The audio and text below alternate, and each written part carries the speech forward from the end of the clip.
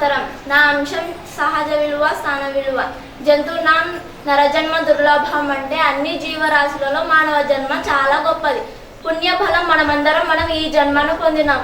ఈ జన్మతో పాటు జన్మలు బాగుండాలని మన అందరి కోరిక. మనిషిగా ప్రతి ఒక్కరికి సహజ విలువ ఉంటుంది. వారి వారి శ్రమని బట్టి పొందిన సాధించిన స్నానాన్ని బట్టి విలువ మారుతూ ఉంటుంది, గౌరవించబడుతుంది. ఇక్కడ చూడండి, 5 సహజ సంఖ్య. 5 ఒకట్లలో ఉంటే 5గా, 10లలో ఉంటే 50గా, 100లలో ఉంటే 500గా. ఇలా స్థానాన్ని బట్టి విలువ మారుతుంది. స్థానాన్ని బట్టి స్థాయిని బట్టి విలువ పెరుగుచున్నది. సాధారణంగా పదవి వ్యక్తికి గౌరవాన్ని హోదాను ఇస్తాయి. సక్రమంగా ఆ స్థానాన్ని గౌరవించి అలంకారప్రాయంగా ఉండకుండా త్రికరణ శుద్ధిగా సేవాభావంతో కర్తవ్యాలతో నిర్వర్తిస్తే శ్రేయోదాయకం క్షేమాదాయకం మనందరికీ మంచిది. కానీ కనుక పూసింహాసనమున అన్న రీతిలో వారు కూర్చున్న స్థానాన్ని బట్టి విలువ మారుతుంది. కొందరు మహానీయులు ఉదాహరణకు doctor Sarvepalli Radhakrishnan, doctor APJ Abdul Kalam లాంటి పదులకు వెన్నె తెచ్చారు. పాప కర్మాల వల్ల దేశాధ్యక్షులు, రాజులు, ఐఏఎస్ లాంటి అధికారులు చీకటిలో కలిసిపోయారు. మంచి చెడు ఈ జన్మకే కాదు, తదుపరి జన్మలో కూడా ప్రభావం చూపుతుంది. ఇక్కడ చూడండి, చాపీస్ మరక సులభంగా తగులుతుంది.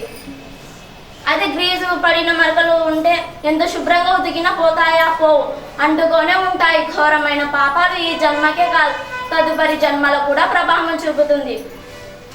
ఇతని పేరు రామలింగయ్య రాజు. ఈయన ఫస్ట్ ఎంతో మంచి పేరు తెచ్చుకున్నారు. ఇప్పుడు సహజ విలువ కోల్పోయి స్థాన విలువలో ఉన్నారు.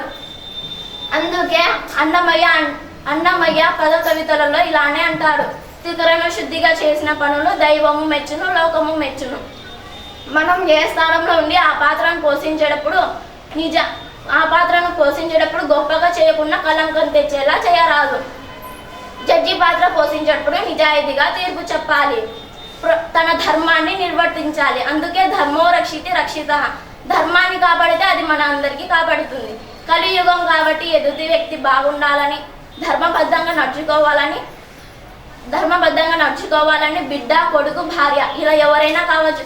అలా కోరే వ్యక్తి మాత్రం భిన్నంగా అధర్మపరుడుగా ప్రవర్తిస్తే ఆ వ్యక్తి కూడా అలానే ప్రవర్తిస్తాడు. అందుకే గురువు యొక్క పదాలను ఆచరిస్తూ ఉంటే మంచి స్థానాన్ని పొందుతాం. జీవితం అంతా ధర్మాన్ని ఆచరించాలి. మన ప్రాచీనులు మహాత్ములు చూపిన బాటలో నడుద్దాం. జన్మ సార్థక్యాన్ని పొందాలి. సర్వే జనా సుఖినో భవంతు. జై హింద్.